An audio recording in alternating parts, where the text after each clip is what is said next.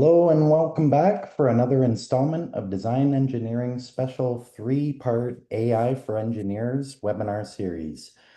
This, the third and final webinar in the series, is brought to you by Design Engineering Magazine and Teledyne. I'm your host for today's discussion and editor of Design Engineering, Sean Terry. In today's fast-paced manufacturing landscape, precision, speed, and adaptability are critical. Traditional inspection systems, while reliable, often struggle to keep up with increasingly complex and variable modern production lines. Today's webinar, titled AI-Powered Inspection, explores how AI-powered inspection systems are transforming quality control, offering superior defect detection, real-time adaptability, and reduced false positives. We'll also delve into some of the practical benefits, implementation insights, and ROI considerations related to the adoption of AI in industrial inspection. We'll also take a look ahead at some of the advanced technologies that are on the horizon, posing potential impact in the area of industrial inspection. However, before we get into the content, I'd like to let everyone know that we'll be taking questions throughout the webinar. So if you've got a question for Bruno, just use the question tab to ask it, and we'll get to as many as we possibly can. Also, this session is being recorded for viewing at a later date. Without further ado, I'd like to introduce our guest and presenter on today's webinar, Bruno Menard, the Software Director and Program Manager at Teledyne DALSA. With more than 30 years of experience in machine vision, Bruno's expertise spans 2D and 3D image processing, analysis, and AI, leading projects in filtering, identification, recognition, and measurement using both traditional and AI-powered algorithms. He's worked on software development and deployment across various platforms and embedded processors. However, since 2016, he's dedicated his focus toward 3D image analysis and AI software for industrial inspection applications. Please welcome Bruno Menard. Thank you, Sean. Good morning, everyone. I'm glad to be here with you to share my experience in AI and traditional image processing. So I'll proceed with sharing my screen and start talking about the first topic is typically what is the difference between using traditional image processing versus AI, which is a new trend in industrial inspection. So first of all, I'd like to backtrack a little bit from this very technical question and talk about like how we're using machine vision and well, AI or traditional image processing in the industry. If you look at the top right of my screen, I'm sharing like different types of application from ranging from food inspection to electronics, pharmaceutical, automotive. All these industries might benefit from using an automated machine vision system to help making decision on rejecting parts or accepting the parts on a production line. So first of all, before actually comparing the AI with traditional techniques, we should asking ourselves, okay, what are our objectives in using a machine vision system in the production line? So we've been using machine vision for a long time, and our goal is to maximize the yield by automating the decision of rejecting or passing a part, and also reducing our cost in inspection. So by comparing the traditional technique, which is called typically image processing for the analytic part of the system, to the introduction of AI in the recent years, we see two main advantages, being, first of all, the reliability in finding the defects in a part under inspection. So if you look at the small table comparing traditional to AI, we see that AI is going to overpass the traditional technique by being able to work in an uncontrolled environment. Like, for example, the environment we're talking about, the lighting of the system, the angle at which the camera looks into the object, and also the noise, any kind of artifact that can be considered interfering with the environment in which we take the image for inspection. Another aspect is the defects themselves, which can be varying a lot in terms of shape, in texture, in contrast, such type of degradation who can bring the traditional system to fail because they need to be tweaked on a specific type of object or shape. The AI will tolerate a high variation in these type of defects, which will make them a better system and more reliable system. Last thing about AI to mention is that it's not working in all cases, so it's really good in terms of replacing a human task, for example, which can be qualified as qualitative, finding the type of defect, finding where the defects are, without necessarily being able to put a precise number, like for example, measuring with precision the dimension of a part. That's still good for traditional techniques. The second big advantage is to lower the cost of development. So, for instance, in the traditional techniques, we were asking for a machine vision engineer to have skills in machine vision in to be able to select a suite of operators to chain together to be able to come up with a decision at the end. And also, we would need to have this person probably be able to program an application in a certain programming language like C++, to come up with something that useful in practice. Today with AI, we're thinking about like a data-driven paradigm, which means that an operator who knows about the process will be able to collect some images, annotate those images, and provide that to an AI tool to train a model and deploy it on the field without having any knowledge of image processing or machine vision at all. And that can be done by technicians, which are experts in the process, but not necessarily being engineers who have knowledge in machine vision in general.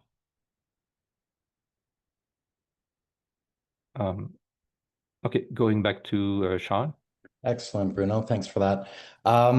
So you were alluding to some of this, but in your estimation, I suppose for engineers and machine builders and OEMs out there, what are the 2 to 3 major differences between AI-driven inspection systems and traditional rule-based systems? Yeah, good question. I think like first of all, we can think of AI as a, like I said, a data-driven paradigm, which means that you can think of you're going to spend more time on collecting the data and preparing that data to be able to train a model that will be deployed on the field to act as the decider between a good part and a bad part, as opposed to traditional systems where you had to design it from an engineering point of view. You had to look at the problem and start to pick some operators, pre-processing, analytics, post-processing, in order to come up with the final solution.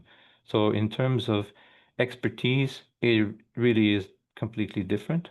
In terms of process, it takes some time to collect the data, but once you have done like the data collection and annotation, once you've deployed that on the field, if you see like a drift in the data, let's say a few months after, you can easily recollect data and pretty much in a few hours you'll have a new system to deploy, as opposed to traditionally when we have like a series of operators chained together, when something was drifting or causing the system to fail, we had to get back the engineer and say, okay, look at the problem and see how we can tweak the parameter, maybe add a new pre-processing. So it was a task of engineering to maintain and to design.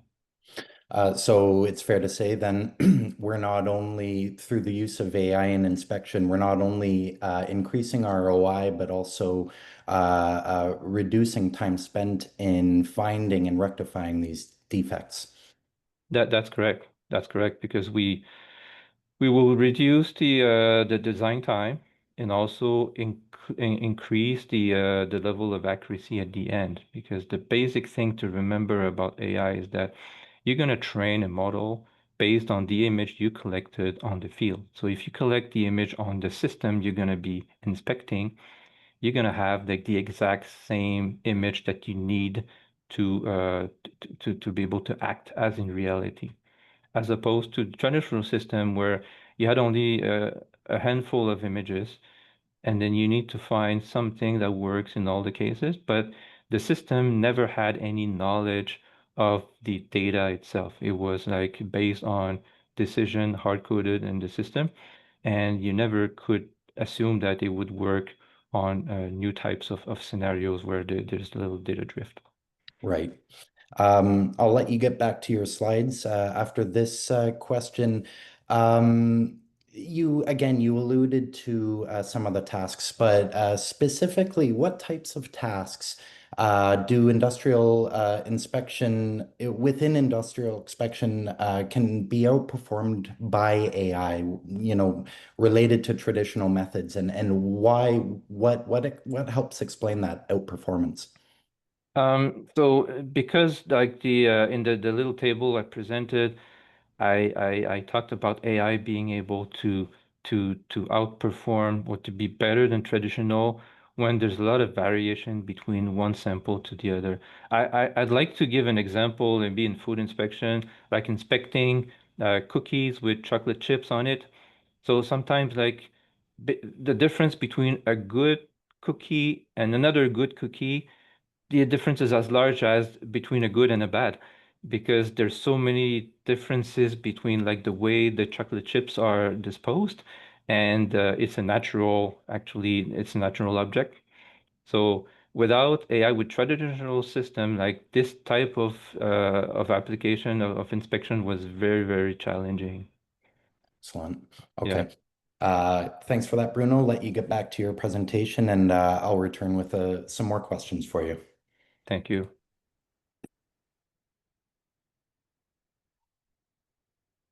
Okay, moving back to the next portion. Now that we've kind of convinced that AI could be a good choice for many applications, so what do we need? What are the requirements for being able to achieve the inclusion or the adoption of AI in your system? First of all, number one is data collection.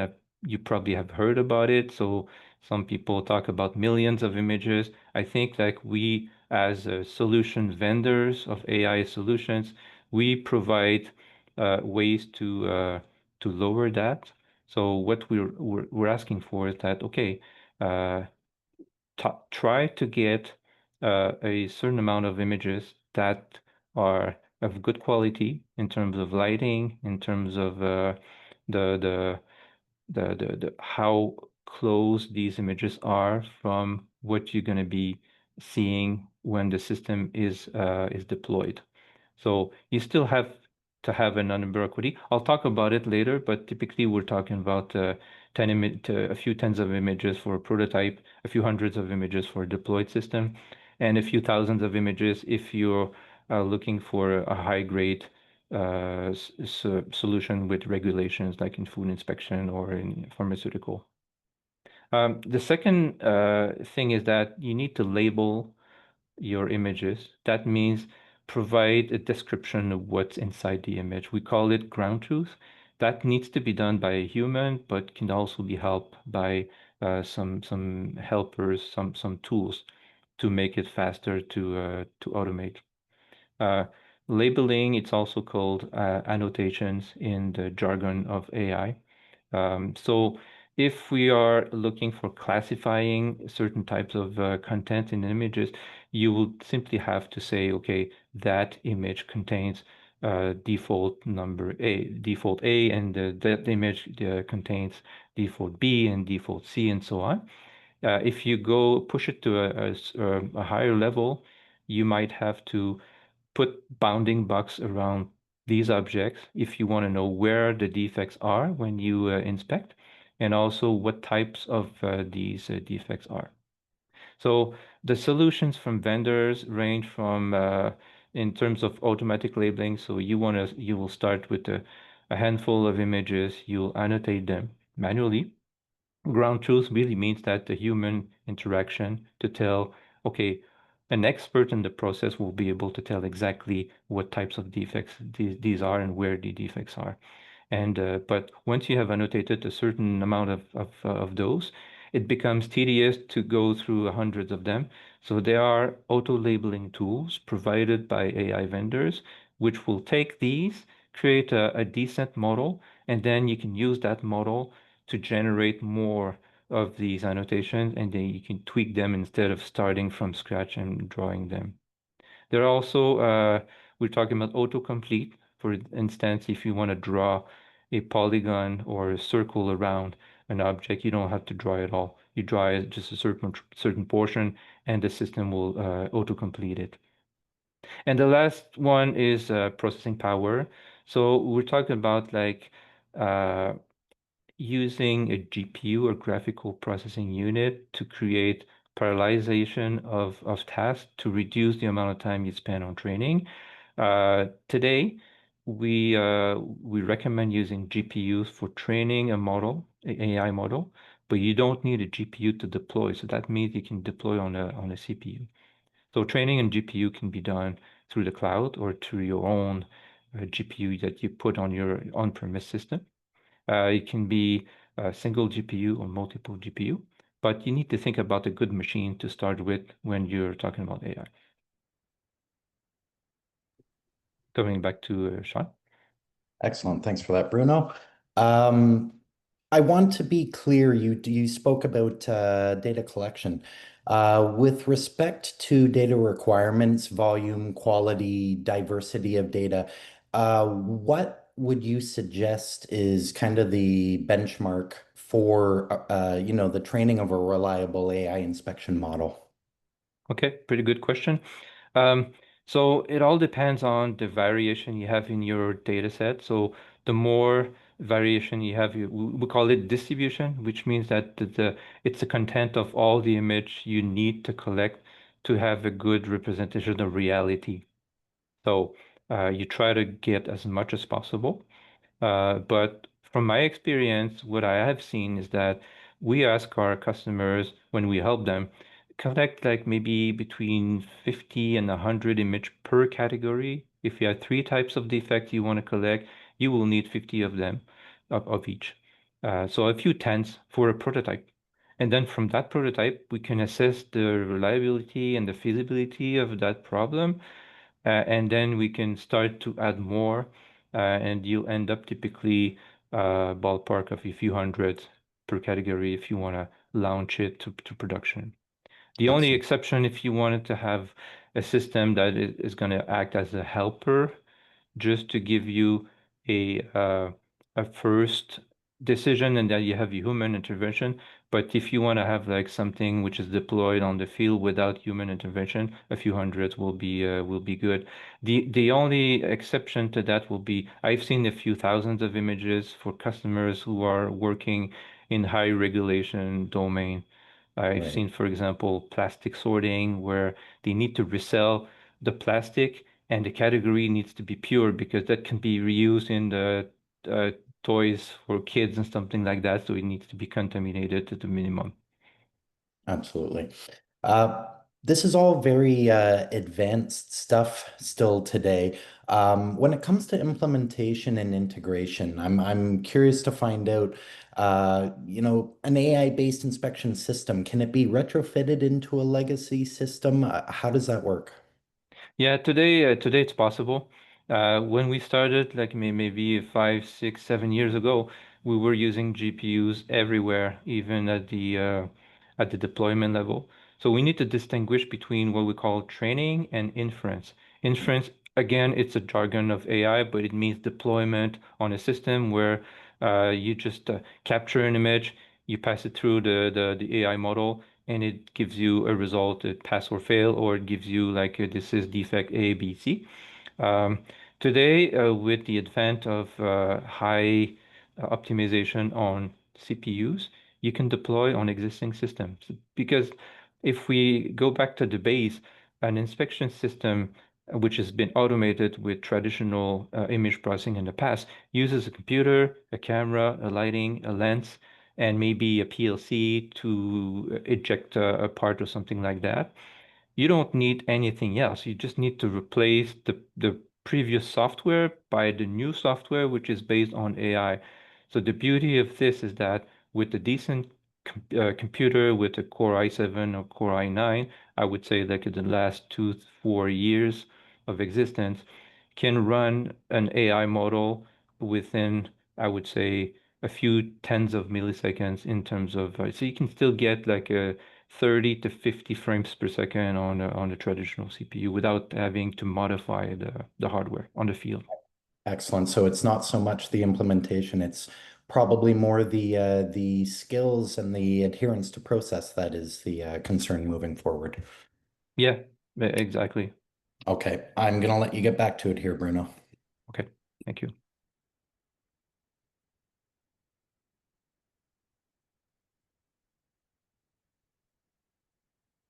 Okay. Next topic is it really resembles the previous one, but in terms of instead of requirements, we're talking about the challenges. It's not something that everyone will face, but it's good to mention that some hurdles can appear, and software vendors will be able to provide tools to overcome these hurdles. So the first one is like you'll be tempted to select a high resolution sensor today because these exist and they'll give you the highest granularity of pixels so that you can see all the defects. If you want to inspect, you want to make sure that you increase the speed at which you inspect. So you want to have a large field of view to inspect as much of the scene as possible, especially if you have like a, I don't know, TV panel or something like that. You want to get like as much as possible in terms of field of view. But the defects are sometimes very subtle, sometimes very, very small, just a few pixels down to 3, 4 pixels wide. You want to catch them. So you're not, you don't have to restrict yourself on selecting a small sensor because it's possible today with image conditioning techniques like tiling, resizing, cropping to process a big image, like example, 4K by 4K or 12K by 500 if you're using a line scan, to process at the native resolution to avoid losing any details while being able to pass all this data through the GPU or to the CPU, depending on what you use on the field. So tiling is an interesting technique by which we cut the image into tiles and we extract these tiles pass them through the AI model and then reconstruct the result at the end from all these results combined together. Next one, I think we discussed a little bit with previous question from Sean. Deploying on the existing system, it's possible because the CPUs are enough. They have enough, like a few cores to be able to parallelize, and also we're using quantization and pruning, which makes it possible to deploy on a GPU-less system. To a certain extent, it will work for a few years, after which you probably want to renew the system when you redeploy a new generation of system with a GPU or a more powerful CPU. But as a transition phase from traditional image processing to AI, often you just don't want to deploy a new hardware and you can just ask your customers to upload a new software, which is compatible from a hardware point of view to the existing system. And the last one, I think it's not the least, but it's very important, adapting to data drift. So what you might be facing is that you're gonna deploy a system which has been trained on very accurate data that you've collected yourself, but your system might seeing some changes uh, in the lighting in the object you're looking for. Maybe we're talking about like a food inspection, for example. It might be changing a little bit. The aspect might be a little darker, a little lighter, which will have the system to be okay, not as precise as it was in the beginning when you deploy. So the easiest way is to collect more images, go back to the lab, combine these new images with the data set that you had before, and create a new data set, retrain and redeploy it. That's easy, but that could be annoying. We have as AI vendors come up with two main solutions which help you compensate for that hurdle. So the first one is semi-supervised algorithm, which actually train on the good samples only, allowing to make a model that only knows what is good, and it can extrapolate easily what can be considered as bad without having seen it in the first training. So that allows the algorithm deployed on the field to be more tolerated to tolerate easily the change. And one of these is called anomaly detection that you may have heard before. The other one is continual learning. It's a specialized algorithm by which you can train on the field by adding just a few samples to the current model. The model will adapt itself and be ready to deploy. And it takes the same time as inferring an image, or like for example a few milliseconds, a few tens of milliseconds, instead of going back to the lab. Excellent. Back for a few more questions for you here, Bruno. I want to find out, with respect to the role of the design engineer, in your estimation, how should they be approaching system planning differently when AI is going to be used? Okay, good question. I think like one thing I keep on telling to new adopters of AI is to try to collect images today, which will be used for the next system next year or in 2 years from now. Because if you wait for the time when you need those images, maybe it's too late because you haven't stored this data. It's difficult to convince ourselves to stock images that will be used in 5 years, but it's good time to do that. But the way to approach it is that you need to collect the data with a good imaging system. I think despite what I've said about the AI being able to tolerate a lot of degradation, a lot of different lighting angle system, you can still be sloppy in collecting images, but we recommend that you collect the images in an environment where it's going to be deployed, the same exact environment, so that you increase the chances of being close to an accuracy of 100%. Um, then choose the right personnel to work on it. So you need to have the process knowledge. So instead of like traditional system, we need to have an engineer knowing the cameras, the lighting, and everything. You need to have like the people who know the process, the people who make the decision today. If it's human, like detecting, like if it's a part of good or not, they are the people who should be annotating the image and creating the model as if they were doing the job. Absolutely. Great tips.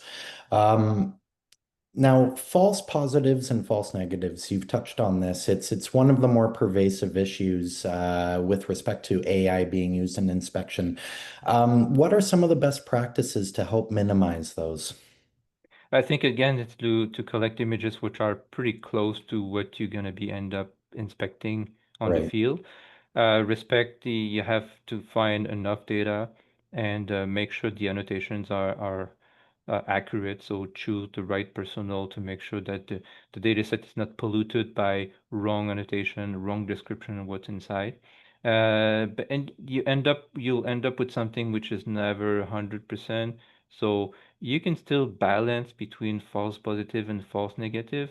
False positive is something that maybe you end up with 99.5% accuracy, and the 0.5%, it's probably including both of false positive and false negative. You may want to shift the threshold and arrange the decision threshold so that you're going to have more false negative, because false positive is pretty bad because you're going to be delivering parts which are not good as be classified as good. So in this case, you'll increase your scrap material, but sometimes it could be a good way to proceed with deploying an AI system, considering the fact that you may have already saved a lot of money by using AI instead of traditional sim or a human being. Absolutely. Yeah. Okay, excellent. I'll let you get back to it, Bruno. Okay.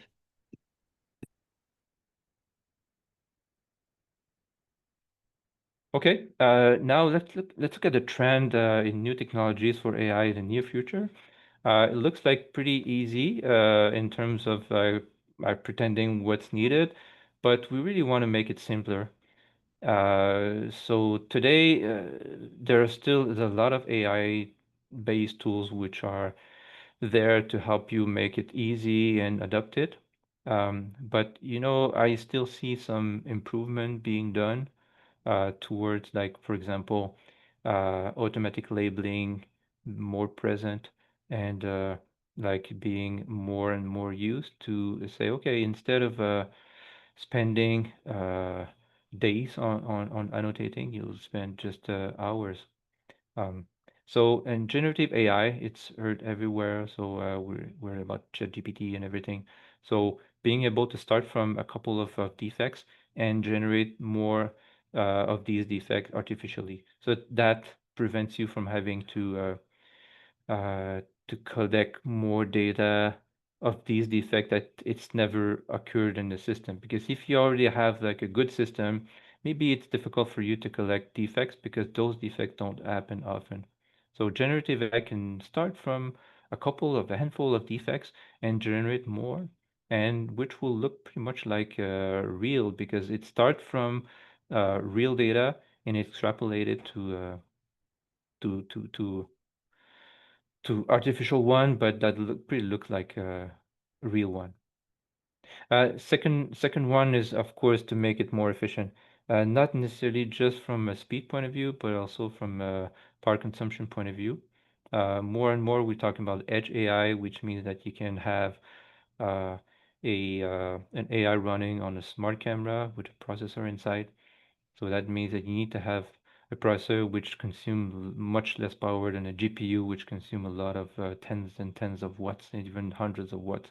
So today we can think about just a few watts to run AI on an embedded CPU.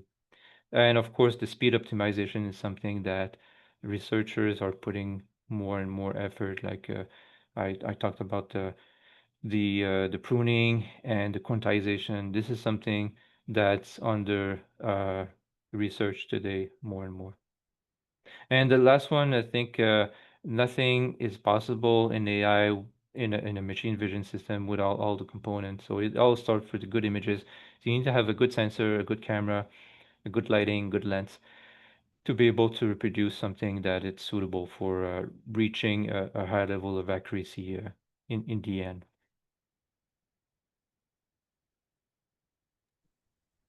Excellent. Thank you, Bruno. I definitely have a handful of questions more to ask you before I let you go. You mentioned at the top about ROI. Now, obviously, performance is not all centered on ROI, but I'm wondering from your perspective, what types of metrics or KPIs should engineers be looking to track with respect to performance of their system? The accuracy is probably the one that we hear the most. There are different ways to measure the accuracy. There are different metrics. We typically look at the accuracy metric, which is one single number. You'll try to reach something which is very close to 100%, and it includes the false positive and false negative. You want to measure them. Uh, you want to also make sure that you measure the false positive and false negative with a look into the result graphically. So there is a concept called heat maps, which is an image that shows the activation of the neural network and typically shows the defects. So if the system will reject an image and you want to see why it rejected it for the good reason.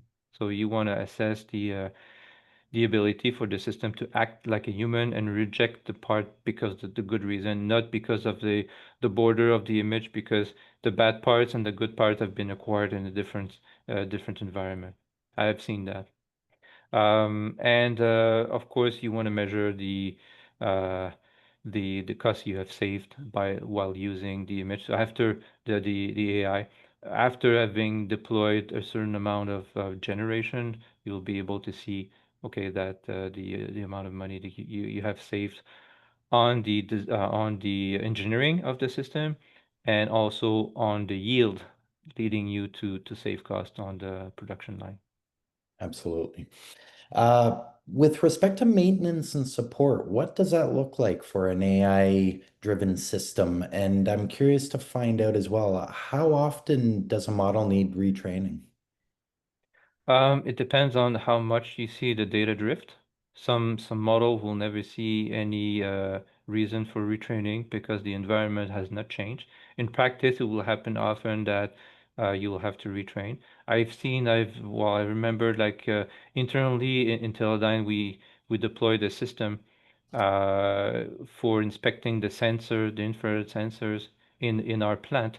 And after a year or so, we started to see it drifting a little bit because the background of those sensors had changed a little bit from the manufacturing point of view. So we started to see a little drift. So in that case, you have the choice of collecting new images and adding them. You don't have to replace the old one because you want to keep the old one working. So you're going to combine the new set of images to the old one, make a union of a bigger data set, and retrain it with typically the same model. And like I said, if you had selected a semi supervised type of algorithm, it's Right. less likely to be affected by data drift. And if you have selected a continual learning, it's also called the lifelong learning, you'll be able to ask the operator on the field just to give like a few samples to adapt the model without having to retrain it all. So, for example, if there is a misclassification, it detected like a defect B instead of defect C, you can ask the operators, okay, that's a C, it's not a B. And without having to retrain the whole data set, you can just Right. provide a few samples, and within a few milliseconds, you can have the model adapted itself. Unbelievable. Got a good one here for you. It's a bit existential. When AI disagrees with human inspectors, especially in edge cases, how should companies define a process to resolve the conflict and who takes liability? In this case, yes, you need to go back to the lab and compare it with a large data set and say, okay, is it like just one single isolated case or it's something that happens often? At the end, the human should have the should be right. I think we start from but maybe we should first make sure that the data set is not polluted. Maybe we have seen in the past like people annotating and making mistakes. And these were mistakes. It was not a lot of knowledge in qualifying the result, but it was just uh, like a lack of attention when the annotated the data set so that it can happen that okay the data set was polluted by wrong annotation. So I would take a look at the data set that was used to train the model and see okay was there a mistake. Otherwise you can train more and you can make sure that the right person annotate the image and use it for retraining the model. But at the end, I would say that we call it ground truth because the ground truth is something that has been assessed by a human. Today, I would say like so the decision would be okay, the humans are right, and you need to go back and adapt your model. And I suppose to answer more concisely, the liability portion of that, it's a bit of a slippery slope, right? Humans must always Yeah, be liable for results. Otherwise, we start working our way into a bit of a sci-fi horror movie, right? yeah, yeah, yeah. Um, I've got one more for you here, Bruno, and this is probably most pertinent to our audience joining us today. With respect to the role of design engineers and machine builders, I'm curious to find out from your perspective, how does AI change their roles most significantly? And I suppose, what are some of the practical skill sets that will be required going forward? I think today we were asking like AI engineers or AI technicians to have at least a little knowledge about the concepts, like the difference between training and inference. the different, like what you need to have in terms of requirements. You need to know that. You need to have the basics in AI concept, but you don't need to have to be an expert. So as opposed to traditionally where you needed to hire someone who has experience in machine vision and experience in image processing to be able to play with these operators and combine them together and tweak them. So I think like the requirements for expertise is going down. So there's more and more tools that allows you to be more autonomous in making an AI system without having too much expertise on it. But I would lie if I say that you don't need nothing. You need at least to be able to understand the concept. Excellent. All right. Thank you so much, Bruno. This has been fascinating stuff. I really appreciate your insights. And thank you so much to everyone for attending today's webinar and to those of you who have tuned in for all three webinars in the series. I sincerely hope you found the discussions useful and informative. Thanks also to the sponsor of today's webinar, Teledyne. And of course, again, thanks so much to Bruno Menard for his insights related to the use of AI in industrial inspection. Thank you, Bruno. Thank you, Sean. If you happen to miss any of today's discussion or would like to watch the first two installments again, not to worry. We've recorded the entire series and will make each session available for viewing. Okay, that's it for Design Engineering Magazine and our special three-part AI for Engineers webinar series. We'll return soon with more exclusive digital content. Until then, take care.